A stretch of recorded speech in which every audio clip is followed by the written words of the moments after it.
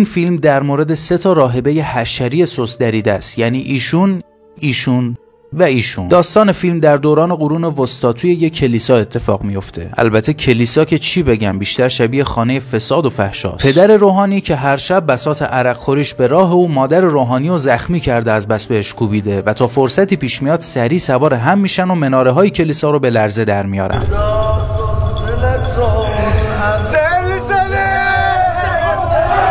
از اونور خواهران روحانی رو داریم که روی همدیگه نصف گناهان کبیره رو مرتکب شدن و من و شما خیلی بیشتر از اینا روحانی هستیم. از عرق خوری و لزبازی بگیر تا سکس و تجاوز که حالا جلوتر واسهتون حتما میگم. داستان از این پسر خوشگل شروع میشه که اسمش ماستوه. ماستو خدمتکار یکی از پادشاههای اطراف کلیساست و از اون دختر بازای تیره. از اونجایی که ماستو مغزش لای پاشه، هر شب میره تو اتاق زن پادشاه و از 4 جهت بهش عنایت میکنه. خلاصه این زن سرش رو شونه پادشاه، پاهاش رو شونه ماستو. یه شب که پادشاه صدای تقه های اینا رو میشنوه، ناغافل میاد تو اتاق و ماستو از پنجره میزنه بیرون. پادشاه متوجه میشه زنش داره به یکی از خدمتکارا خدمات پس از فروش میده، اما نمیدونه به کی. واسه همین میفته دنبال این که بفهمه اون بچه گونی که زنشو بلند کرده کیه. یه روز ماستو داره توی حیاط قصر به کارش میرسه که یهو زن پادشاه جیندگیش عود میکنه و شروع میکنه به خوردن لبای ماستو. ماستو میگه جون مادرت از من بکش بیرون، شوهرت سیخ کرده که بفهمه کی لای پات گذاشته،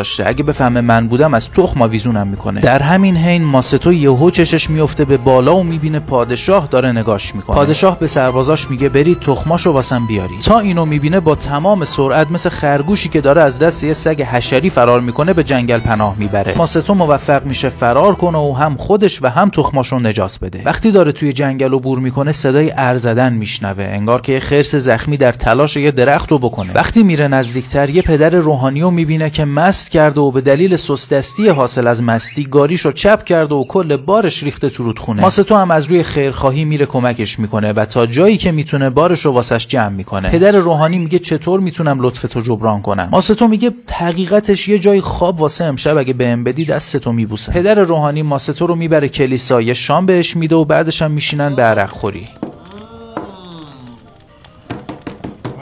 آخر شب ماستو میره پیش پدر که یکم اعتراف کنه. ماستو داستانشو با ریز جزئیات واسه پدر تعریف میکنه و میگه من هر شب ترتیب یه زن متأهل رو از عقب و جلو میدادم و اونقدر که من کردمش شوهرش نکرده بودش. الانم شوهر طرف افتاده دنبال کونم. پدر میگه خیلی خوب، ولی گناهانی که تو مرتکب شدی اونقدر سنگینه که با پشیمونی خالی که درست نمیشه. پدر به ماستو میگه به عنوان مجازات تا 1 سال باید توی این کلیسا خدمت کنی. اینجوری هم یه جایی واسه موندن داری، هم گناهانت پاک میشه و هم من یکیو دارم که کارهای کلیسا رسیدگی کنه. روز بعد ماستو داره توی حیاط کلیسا کار میکنه که از بخت تخمیش میخوره به تور فرناندا وحشی ترین راهبه‌ایه که توی کلیسا مشغول به خدمته و البته حشری ترینشون هم هست. فرناندا که فکر میکنه ماستو یه پسر غریبه است که قاچاقی وارد کلیسا شده، حمله میکنه سمتش و یه تبر میذاره بیخ گلوش. مادر ماریا که مادر بزرگ کلیسا و دوست دختر پدر توماس هم هست، میاد به فرناندا میگه وحشی نشو فرزندم، این بدبخت خدازده مثل شما داره اینجا خدمت میکنه. فرناندا تبر رو میذاره کنار، ولی همچنان یه گارد سفتی مقابل ماستو داره.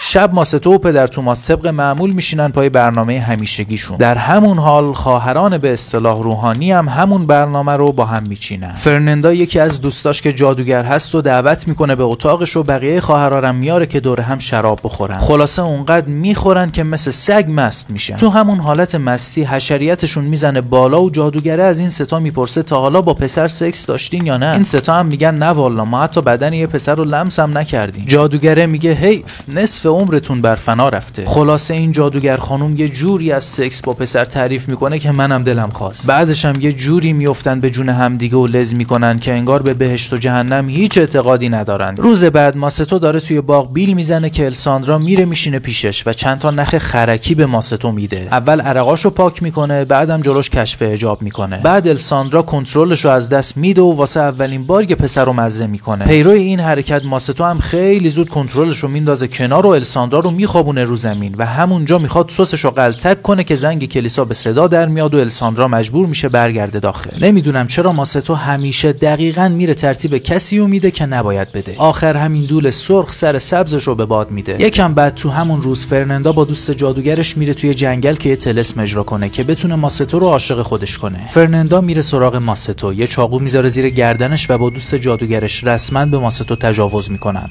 هرچند که ماستو اول مقاومت میکنه اما کم کم شل میکنه. خودمونیم کدوم پسری از تریسان بدش میاد. دوتایی یه مجلسی واسش میزنن و بعدش فرناندا میشینه روش. وقتی کارشون تموم میشه جمع جور میکنن و میرن و ماستو رو همونجوری لخت و سرگردون رها میکنن. شب دوباره ماستو با پدر توماس بساط عرقخوری و میچینن و تا پاسی از شب کل جهان و آخرت رو به تخمشون دایورت میکنن. پدر توماس از ماستو میپرسه روز چطور بود؟ خواهرا که اذیتت نکردن؟ ماستو میگه نه اتفاقا خیلی هم مهمون نواز، با حیا، با صفا، مهربون، اصلا عالی. روز بعد ماستو یواشکی وارد اتاق الساندرا میشه و بدون اتلاف وقت گناه کردن رو شروع میکنه. اگه بخوام با جزئیات بگم بعد از یکم لب بازی الساندرا دستشو میکنه تو شلوار ماستو، زامنشو میاره بیرون و میشینه روش. خلاصه الساندرا برای اولین بار تو عمرش لوله هاشو تلمبه میزنه و همونجا بهش رو واسه خودش نقد میکنه. یهو یه راهبه پیر که هم چشاش و هم گوشاش ضعیفه وارد اتاق میشه. اینا هم سریع قبل از اینکه پیرزنه متوجه بشه از توی هم میکشن بیرون و ماستو از پنجره فرار میکنه. کلا مثل اینکه مسیر فرار مورد علاقه ماستو پنجره است. یکم بعد ماستو داره توی طویله چرت میزنه که الساندرا میاد داخل و وسط صحبت کردنشون صدای پا میشنون. واسه همین الساندرا میره پشت یونجا قایم میشه. جینورا که از حشریت هار شده میشینه روی ماستو و شروع میکنه به بلعیدن لبای ماستو. وسط خوردن دوباره صدای پا میشنون و جینورا هم میره پشت یونجا قایم میشه که میبینه الساندرا هم اونجاست. جینورا میگه دعیوس تو اینجا چیکار میکنی؟ در همین حین فرناندا وارد اتاق میشه. یه چاقو میذاره زیر گلوی ماستو و دستا و چشاشو میبنده و با خودش میبرتش. کلیسا نیست که پلنگ خونه است. هنوز قبلی کارش تموم نشده بعدی میاد تو رینگ. الساندرا و جینورا که تو کف موندن میرن دنبالش که ببینن فرناندا داره این تیکه رو با خودش کجا میبره. فرناندا ماستو رو میبره وسط جنگل، جایی که کلی زن لخت دارن دور آتیش میرقصن و دست و پای ماستو رو بستن به یه تخت. مشخص میشه که اینا جادوگرن و اینم یه مراسم جادوگریه و میخوان ماستو رو قربانی کنن. البته من نفهمیدم چرا میخوان این بدبخت رو قربانی کنن. اگه شما فهمیدین به منم بگین. خلاصه الساندرا و جینورا میرن مجلس اینا رو به گن میکشن و دوست پسرشون رو نجات میدن و همگی برمیگردن به کلیسا. اسقف اعظم که از کل فساد و گنگکاریای این کلیسا مطلع شده برمیگرده بهشون میگه بابا گاییدین